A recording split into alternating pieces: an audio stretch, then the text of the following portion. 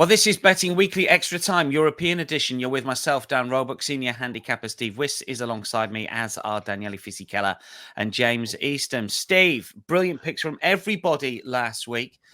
Over 5 units profit, nearly 50% return on investment. Second week on the spin that the boys are showing positive returns. Yeah, good morning to you, Dan, and Daniele and James. It was a really good week for us last time out. All three of us were comfortably in profit. And, I did say, didn't I, last week, stick with us for the rest of the season, and I'm pretty sure you'll be rewarded. So it's a long-term marathon is this game. It's not a sprint, but heading into the business end of the season, I think we're starting to sharpen up as well. Daniele, you were brilliant last week. A lot of your picks flying in. You've been excellent since the turn of the year. Vlahovic and Osimhen double coming in. Only just, I didn't really expect us to be relying upon an Osimhen penalty and one that was saved at the end to cash that bet. Yeah, Vlahovic missed 6 open goals, but then managed to have a very tame shot on target in the second half, which Meret could have saved with his nose. Osimhen, on the other hand, when I saw the penalty for Napoli, I thought they might not let him take it because he's missed the last one. Now he's missed 4 of the last 9, missed it, shot it very badly, but then Raspadori tackling the rebound was the only shot on target from Osimhen. Who would have thought? Interesting to see if he stays on that. I know there's been a little bit of criticism from former players about his penalty taking. So watch with interest. That could affect the market, of course. James, another shot on target winner from your good self as well last week. You're nailing these French ones. Yes, Mady Camara delivered for us, didn't he, last week, Dan? And we do have another one this week. And we'll talk a little bit about the prices, obviously, because prices on this market can change.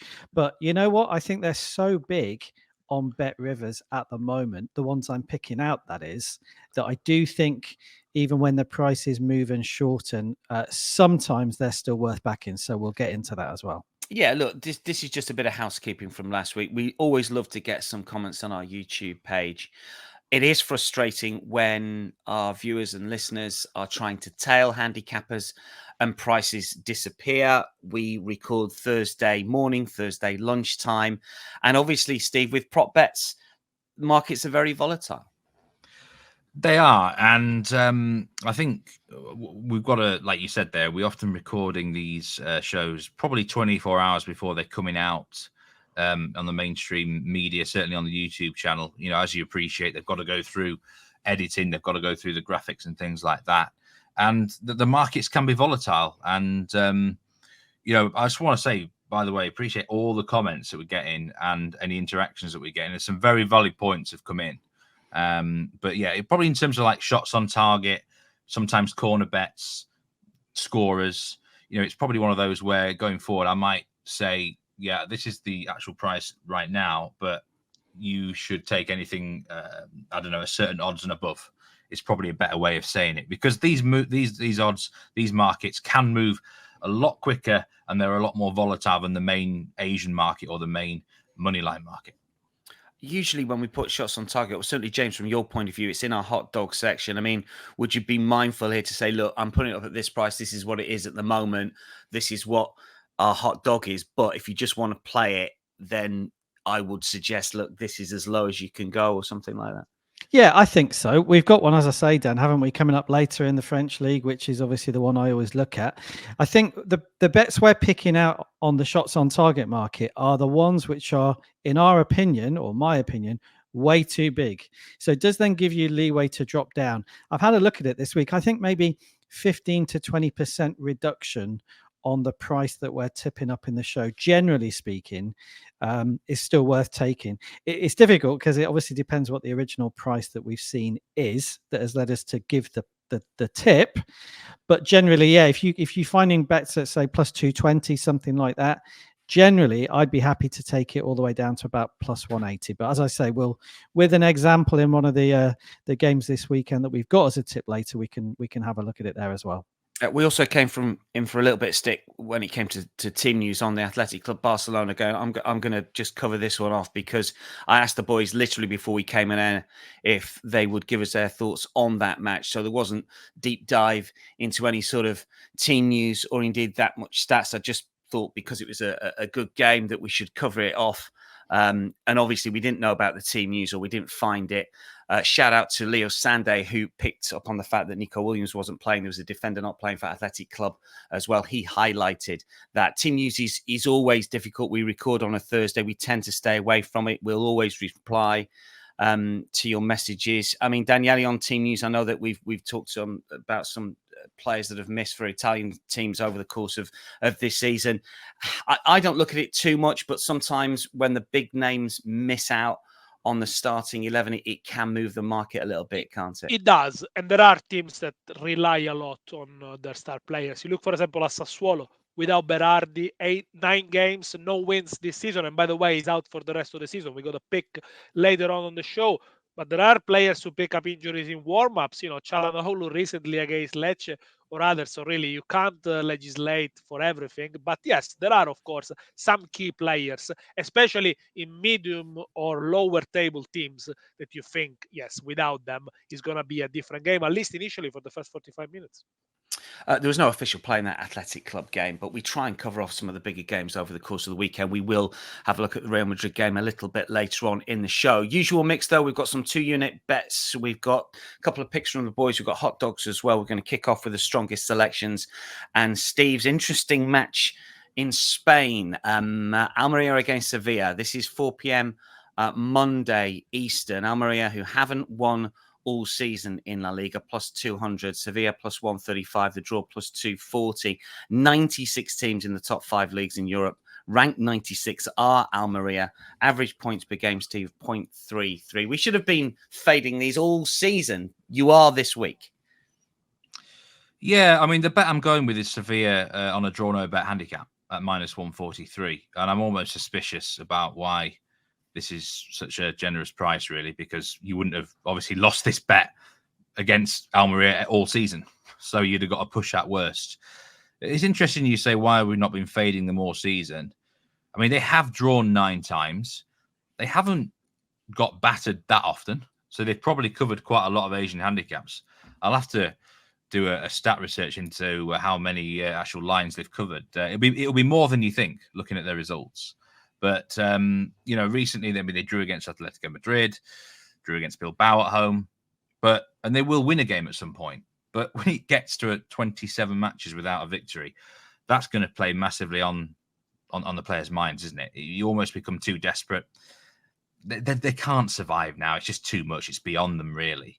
And they've only got one option. They've got to go for the win, which I think kind of helps this bet, because say it's a draw with 10 minutes to go, the opportunity will be there for Sevilla, probably on the counter-attack, because Almeria will leave open spaces up because they'll gamble too much. But Sevilla have been a bit of a basket case club for a while, haven't they?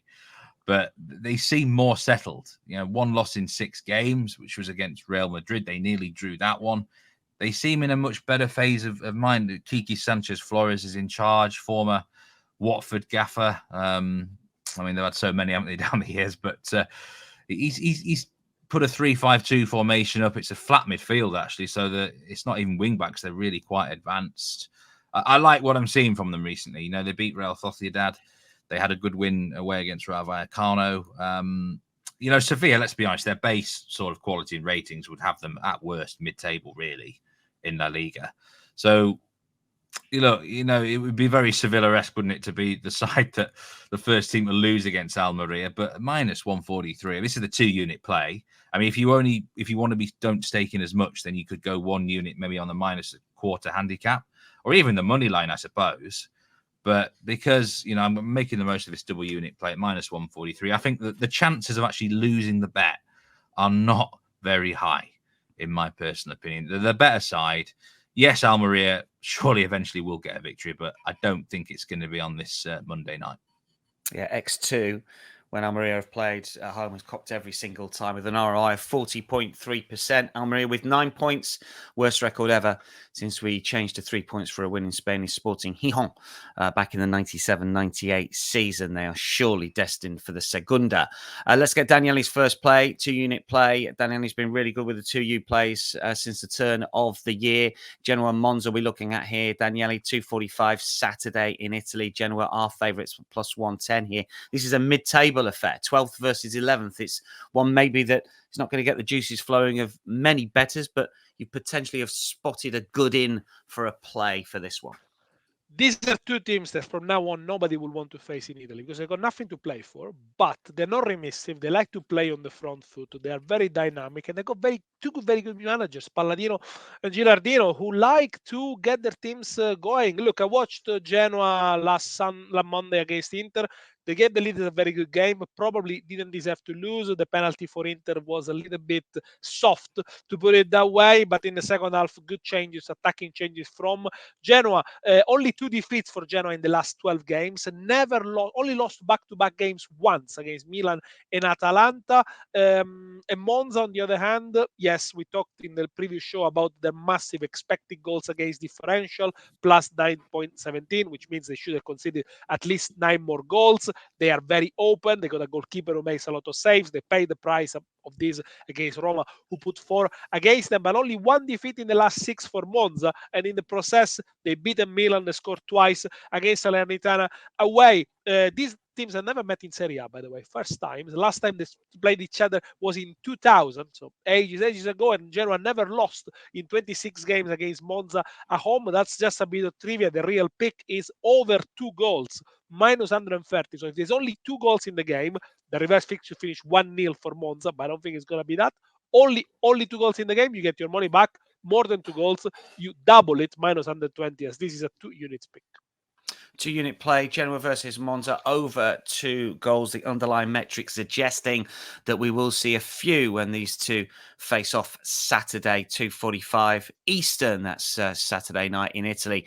James, we go to Marseille, Nantes next at 3:45 Sunday. Main game in Ligue, 3:45 Eastern. Minus 180 Marseille, plus 480 Nantes, and the draw plus 310 here.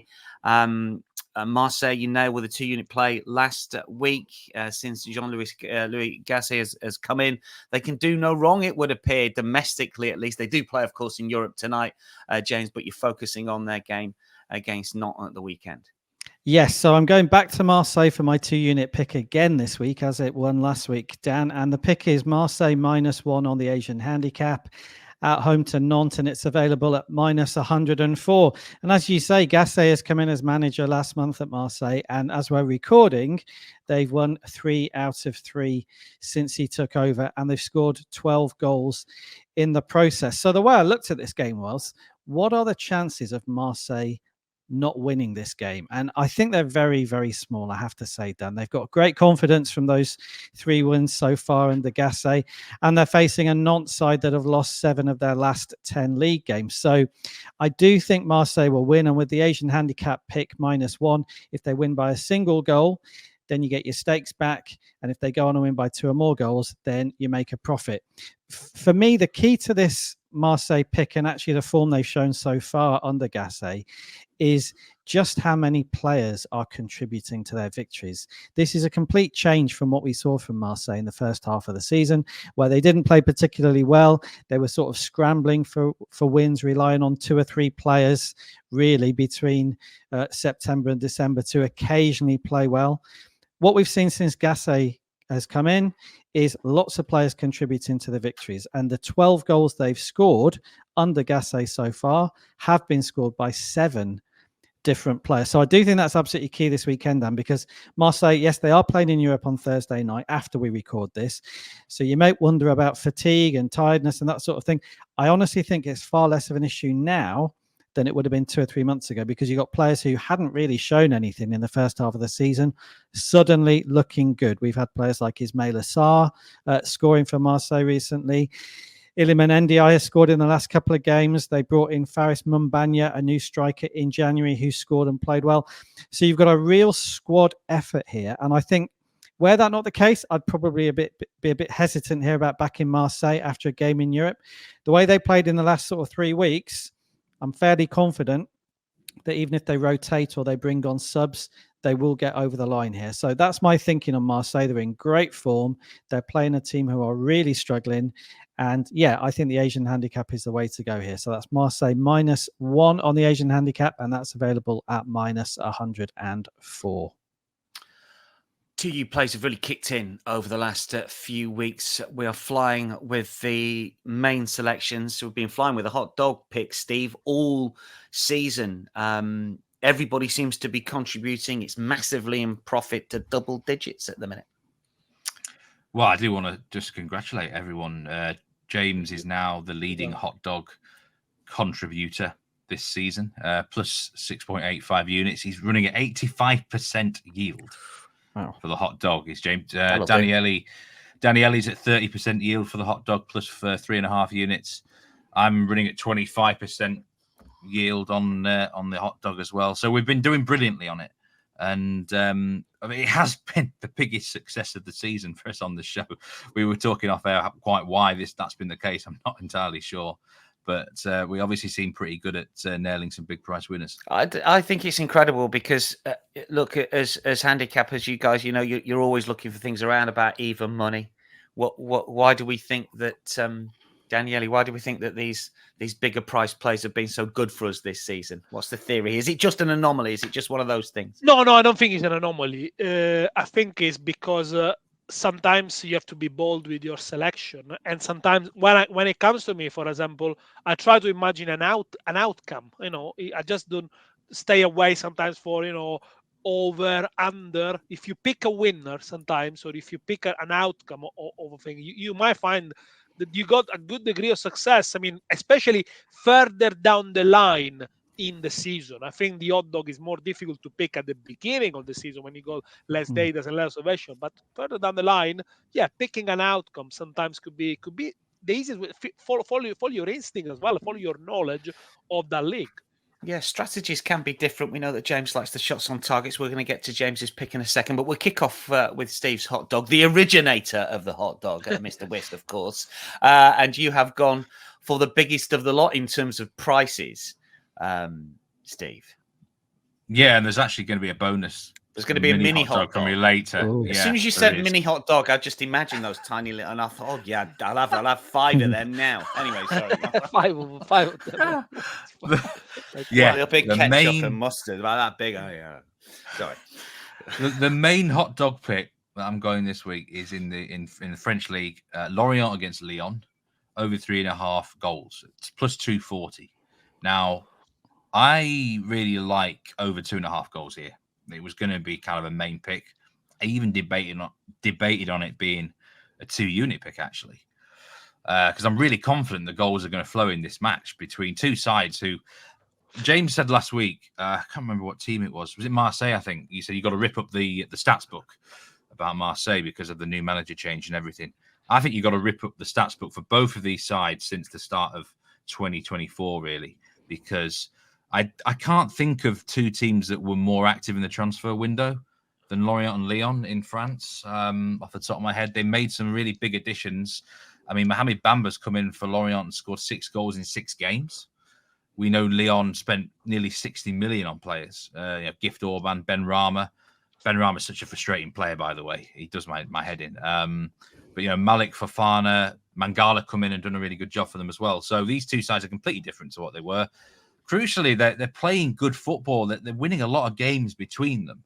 And, suddenly for Lyon, for example, the feeling's much better around Groupama right now. They've plucked out with a French Cup semi-final draw against Valenciennes, a Ligue 2 side. And they've got 1 foot in the French Cup final already. They might qualify for Europe despite such a poor campaign.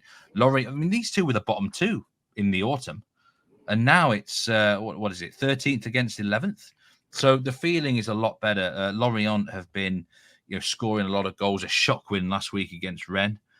I thought they were second best for a long time, and then they just hung in the game and then grabbed a couple of goals. But I think that's the thing with Lorient. They've got a much bigger goal-scoring potential than they used to have. But they still don't convince you enough defensively. They give chances up. And I think this could be a basketball sort of game. It was 3-3 earlier in the season. I don't think it will go maybe that high again, but I'm thinking something like a 2-2 draw is very possible. It's a Saturday afternoon kickoff time. Nice slot. Both teams will want to put on a show. So, I think both teams scores something you could look at over 2.5 for those who want to be more conservative. But for the hot dog, over 3.5 goals at plus 240. I think that's too big. I really think over 3.5 goals actually should be about plus 180, plus 185 here. So we're getting some value in what might be a very entertaining game. Getting some value in Italy with Bologna against Inter for Daniele's play. This is an interesting one, a shrewd one, I reckon. Big price one as well. Bologna have been great to watch. They are tiki-taka football. They are real joy. Lewis Ferguson's had a fantastic season. She's probably going to come to England sooner rather than later, Daniele, which is a shame for Serie A. But talk us through Bologna Inter. This is midday Saturday Eastern. It's a shame that this game, there should be a cracker, happens at this time of the season when Inter have 15 points lead on the table, because obviously their focus is going to be on the game at the Wanda Metropolitano on Wednesday against Atletico Madrid. Having said that, I'm not suggesting they're going to play the youth team or they're going to just not be there against Bologna. But of course, if there had been more at stakes, I think it would have been a real cracker. But Bologna are absolutely flying. They won the last 6, only once in the history, which was the Scudetto winning season in 1963-1964, which, by the way, they won with the only playoff in the history of Italian Serie A against who? Inter. I know, Dan, you, of course, watched that game. And that was the 7th. You probably commentated on it. He was their 7th and last Scudetto. But by the way, how have I become the old man of the show? How has that happened? Continue. That's fine. So only in that season, in that great season that we all remember so well, they won 7 in a row. So what Thiago Motta's done is amazing. 9 clean sheets at home. In last season entirely, they kept 8 home and away. So they don't keep on clean sheets because they're defensive and park the bus. No, but because they control the ball so much, attack with purpose, and they slow down the pace of the game. But for this game, of course, against Inter, you would expect perhaps both teams to score. Inter have been so great, so fantastic. Now they got the same points tally on the table as they did at the end of last season, only with 11 games to spare. Might win the title in the derby in 4 or 5 weeks. But now the question is, will they revert a little back to the mean? Will they slow down a bit? Will they focus on the Champions League? I think they should be. Otherwise, they're going to win the league with 105 points, establishing the all-time record. Is it really matter?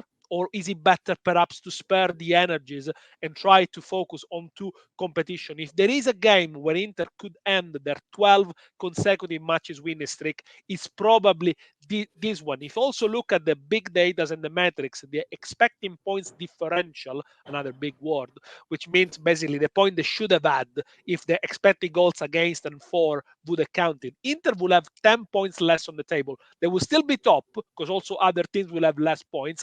But that means that perhaps they overachieved, and the big 22 clean sheets record in Serie A, maybe sometimes in certain circumstances was also a bit lucky. Having said that, I think it's going to be at least a both to score game. But I do like, for the hot dog, Bologna has an handicap minus 0.25 in the first half, which pays plus 200. Which means if they win the first half, you win a big prize. If they draw the first half, you only lose half a stake.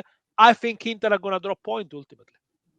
Minus a quarter, Asian handicap. First half, Bologna is the selection, plus 200 in the hot dog. Let's get to James's hot dog. We go France once again. We go shots on targets once again.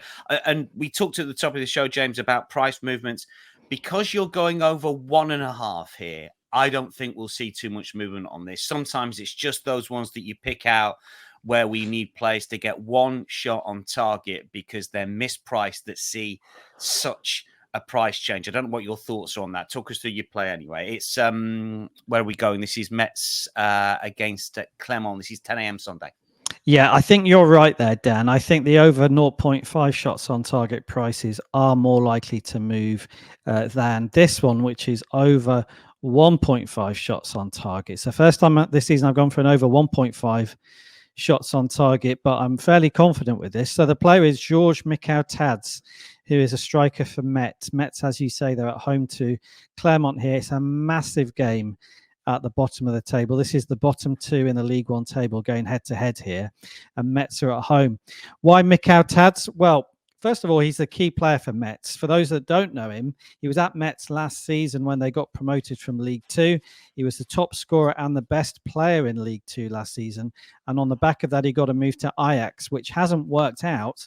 So in the January window, he's come back to Metz. and they're looking to becausewewin to be the man to help them avoid relegation. So this is a huge game for them because they're playing the only team below them in the table. It's a great opportunity for Metz to get 3 points on the board. becausewewin has managed 1 shot on target in each of his last 4 matches. He's looked really sharp. He managed 2 shots on target in one of those 4 games and 1 shot on target in the other 3. So if you've been watching Metz at all, he has been the main man. He should be on penalties. He scored a penalty in their 2-0 win against Nantes last weekend. So becausewewin is in form. He is a mobile striker, but they're trying to keep him quite central because they know the only way they can avoid relegation this season is if they get him in positions to score the goal. So I expect him to be fairly central in this game. And as I say, he's managed at least 1 shot on target in his last 4 league games. My feeling is that against the Clermont side, who are pretty weak, who conceded 5 goals last weekend against Marseille, this is a great opportunity for Metz. And if they're going to win it, it's very likely that becausewewin will be the man to do it. So I think he's got a pretty good chance here of getting over 1.5 shots on target. I looked through all the prices in League One this weekend, as ever, in this particular market. This, for me, is a standout price. And to go back to what we were talking about, Dan, at the beginning of the show, would I take a lower price if it does shorten? The answer is yes, I would. I'd probably go down to about plus 180 on this pick. Now, that's a reduction of about 15%. I think it's 16%. So on this particular bet, I'd be willing to go down to plus 180 if we do see some price movement. But right now, as we're recording, Dan, he's plus 215. And I do think to have over 1.5 shots on target, that is a really, really good price on a player who has been in form over the last 3 or 4 weeks. Brilliant stuff. That's the caveat for all punters wanting to get with him. If he is a little bit shorter, a lot shorter, leave him alone. James has suggested, 15, 16% a reduction is still fine for a bet. And obviously for a hot dog, we like to put the big ones up anyway. And just sticking with this game, Metz Clermont is a pick from Steve as well. Saturday, 10 a.m. as we mentioned. And James, you called it there, a basement battle. Steve, what's your play here? Metz are the favourites at plus 130 to win the game. It's 2 teams right at the bottom of the table. So what is it? It's a Steve Wish theory game, isn't it? So I'm looking at goals. You could take over 2.25 goals here if you wanted, but I'm going with both teams score, yes, at minus 115. This is a must-win game for both. And across any division in the world, I will always go with something like this at this stage of a season because you got to forget the stats. You got to forget the metrics. The dynamics change entirely for this fixture. They're both bad teams, really, desperate for points. And, it's a kitchen sink game, absolutely all or nothing. Metz kept a clean sheet last week. They were surprisingly good, weren't they, against Nantes? First clean sheet in 14 games for them. So they're not normally very reliable at the back. Clermont just shipped 5 goals to Marseille. We know that they're out there. I mean, both sides, really, they've got the worst squads in the league. They're out of their depth. But I tell you what, they're not cast adrift as such yet. I mean, Clermont will be if they lose this game. But there's teams above who I'm worried about. Le Havre especially. Le Havre plus 400 to be directly relegated. I think you could maybe do worse there. The likes of Nantes could easily get sucked into trouble. So it's well worth its weight in gold as a victory here. It's going to be a sort of match where, say, it could be end-to-end. A draw doesn't really do any team any good whatsoever, Dan. And James has mentioned there, Metz have got a good striker in becausewewin. So I'm certainly pretty confident Metz will do their part of the bargain here.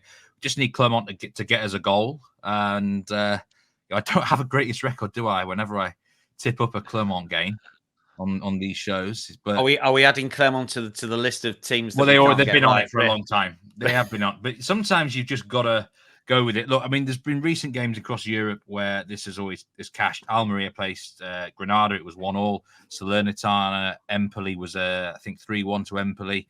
In the Bundesliga, we had even Union Berlin against Mainz went. I think it was like a both teams score. Yes. So listen. Historically, these sort of matches often kick off into something a bit wild and spectacular. I see a 2-1 win in either direction. It'd be just like Clermont, wouldn't it, to keep fighting and get themselves a victory here, James, that sort of team. Yeah, could well happen. But I tend to agree with Steve. I've not got a pick on the game other than the Mikau Tadza pick. But yeah, you have to go for this if you're either team because they're in so much trouble. So I think an open game here is very likely. Sassuolo Frosinone next 9 a.m. Saturday. Daniele's second pick here. Sassuolo are favourites at +114. Frosinone +210. David Ballardini, first home game in charge. Daniele, you thought that they might get something at Verona. Unlucky not to cash that one last week. I mean, did we see anything differently from Sassuolo last week?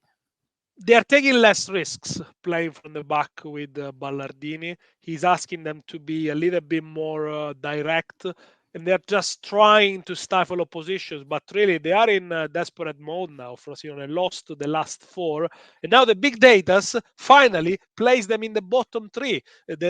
So yes, according to the computer, they should get relegated. But yeah, if they don't win this one, I think they are definitely going down. But when it comes to Ballardini, it's interesting because he is the man that you call in Italy when you are desperate, really. You ring Ballardini, especially if you are Genoa, because he managed them 4 times, and he saved them 3 out of 4 times. Last season, he was called by Cremonese after 20 games. Cremonese were winless at that point, and they're a very similar side to Sassuolo.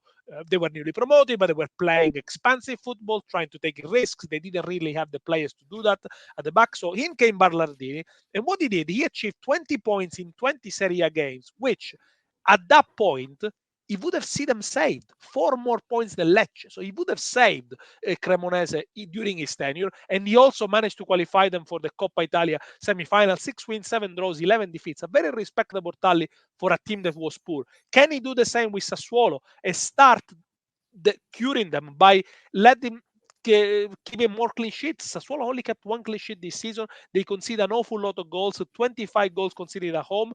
But here comes Frosinone, who conceded 33 goals away from home. If they keep at the same pace, Frosinone end up with 75, 80 goals conceded. And I think for me, there is no way back for a team that in the last 14 games has only collected 6 points and only 3 points away. Only Almeria and Granada have done worse in Europe top 5 leagues.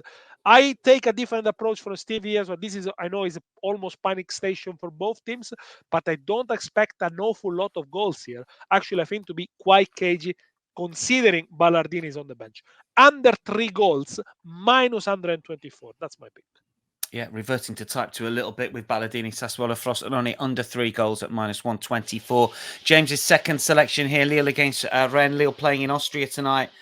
James, Rennes, of course, out of Europe last month, and Rennes with a decent away record that I was looking at for the last 2 or 3 months or so, and you're fading the hosts and siding with the visitors. Yes, so my pick here is on Rennes on the Asian handicap, Dan. Rennes plus 265 to win the game, which is far too big in my opinion, and that throws up the chance then to support them on the Asian handicap. So Rennes plus 0.25 goal start on the Asian handicap is my pick, and that's available at plus 104. And like you say, Dan, yeah, they've got a fantastic away record, have Rennes, in France over the last 2 or 3 months. They obviously lost 3-0 away to AC Milan in the away leg that saw them get knocked out of the Europa League last month. But in France, they've been brilliant on the road. They've actually won 6 and drawn 2 of their last 8 away games across both Ligue 1 and the French Cup over the last 2 or 3 months. So really good team on the road. I know some people might see that they lost a 2-1 to Lorient last weekend and worry about Rennes. I wouldn't worry too much. They went behind in that game after a goalkeeping mistake from Steve Mandanda. I don't think they would have lost that game had it not been for that individual error, and they've been making very few individual errors recently. So I wouldn't worry too much about that defeat. If anything, they've spent all week looking to put it right. So I think they're going to go into this game really fired up, and the longer-term form from Rennes has been really, really good. Lille, as you say, they're playing tonight as we're recording this in Europe. They're away in Austria to Sturm Graz. I think one of the key points on Lille for this game, Dan, is that they've got 7 players injured for that trip to Austria. Now, these are not key players that would necessarily be in the starting 11 if everybody were fit. But I think what that does do is it does reduce the chances for manager Paulo Fonseca to rotate or bring people on, bring people off, that type of thing. So it will be a slightly more tired Lille side, I think, that plays this weekend than the manager would like. And that, again, should help Rennes here. So I don't see Rennes I don't see Rennes losing this game. I see them avoiding defeat. And with our pick, Rennes plus 0.25 on the Asian handicap, as long as they avoid defeat in this game, then you are going to make a profit. That is the official second pick from James on the show. We have got a mini dog, which is an official mini dog. Wow. Steve, this is a half point. Is it half point, Steve? It's going to be a half unit official hot dog. I'm calling it the mini hot dog because dog. Do you know, I'm absolutely starving. It's only 10:30 in the morning in the UK. You're just making me feel hungry. I've had a good look at this game. I really like James's pick. I think Rennes are massively overpriced here. So I've been looking, as James does, at all the goal scorer and all the shot on target markets. I think all of the Rennes attackers are massively, and I mean massively, overpriced to score anytime. You could look at the likes of Terrier, Kalimwendo Guiri to hit the back of a net. But the one player stands out to me is a huge price. And Bet Rivers are the biggest price in worldwide at the time of recording for this player, and that is Benjamin Burigor. Legend. Plus 650 to score any time in this game. So, I mean, that's a huge odds. This is a man who's their top leading goal scorer this season. He's on the penalties, and Rennes have won an unbelievable 14 penalties this season in all competitions. So they have that knack of getting spot kicks. We've got a referee in Benoit Migo, who that's a perfectly fine appointment for us here. He gives what he sees. He's one of them average referees. Nothing remarkable about him. If it's a pen, it's a pen with him. And I can't resist it, Dan. It was close. This was nearly the main hot dog pick for me. I can't get out of this one. It's got to be worth half a unit at plus 650. If you want a shot on target, by the way, he's plus 165 just for a shot on target. I would go down as low as plus 220 for that. And in terms of anytime scorer, because he's as short as plus 330 with some UK books, I think anything plus 400 or above is tremendous value on Benjamin Burigor to score. He's on the penalties. He's a danger also in regulation play in a match which Rennes are grossly underrated in. Just on Burigor as well, can I just say, he came through the youth academy at Lens about 10 years ago. He was a brilliant player for them in the under-17s and the 19s. Lens's big rivals are Lille. So if there's one team that Benjamin Burigor, who is a Lens Youth Academy product, would love to score against, it's Lille. So again, does that play in the mind of a player? I think it does. So this is a game where I think he would actually love to score. Brilliant stuff. So James's second play, Rennes on the Asian, and Steve Mini Dog. This is Burigor. Did you say score any time or score for score at any time? Any time. Plus 650. It seems incredible. Huge price. A lot of ticks in the right boxes for that one, and you can go a little bit lower.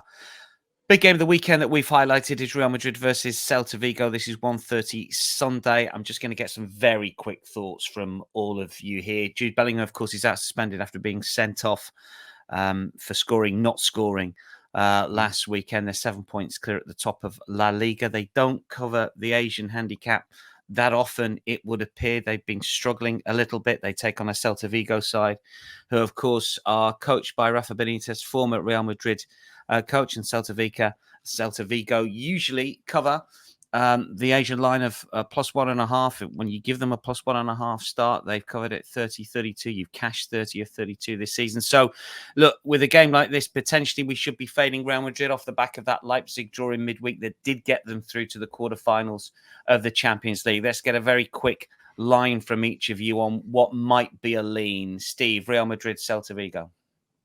Well, I'm glad we've got the suspension sorted this week. We're not missing that one. Wouldn't be good, would it? I like under 3 goals, Asian, plus 100. Just knowing how Rafa Benitez usually sets up against the big teams, he, for want of a better word, he will park the bus. I think it's a little bit of an unfair sentence to use with Benitez because he's so tactically good, isn't he? He's so tactically strong. He'll have a good plan. but he will be aiming to come out here with a low-scoring draw.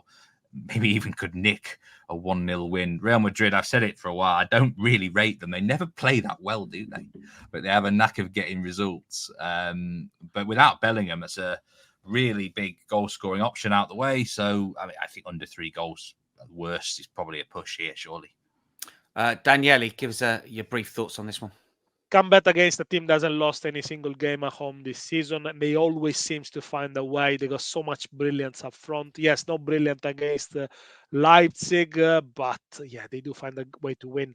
I will go Real Madrid win and both teams to score. Real Madrid defense lately hasn't convinced me much, even conceded a couple, in against Valencia. Yes, and against Leipzig, they were lucky not to concede in the first leg. Just a little bit of a lean. James, you found a really good bookings bet for us last week with our Spanish preview that cashed at plus 550. Any French players that you dislike on show this week at the Bernabeu?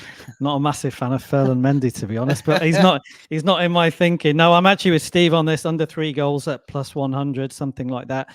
I think that's the shout. Really, with Bellingham out, your 16-goal top scorer, that's a huge loss in terms of goals and also assists. So I was quite surprised the price was plus 100 on under 3 goals, which I think would have won in 6 of the last 8 Real Madrid games in all competitions. Bonus picks for you. Who wants some bonus picks? I can't hear you. Who wants some bonus picks? Do you know what? The 3 handicappers that we had on last week were so much better than you 3. Bonus pick. I thought we were at the theatre there for a panto for a minute, Dan. Bonus picks. We need to be quick because we're running out of time. Saturday, 10:30. Steve, Bundesliga. Yeah, Bochum against Augsburg. Not Augsburg. Bochum against Freiburg.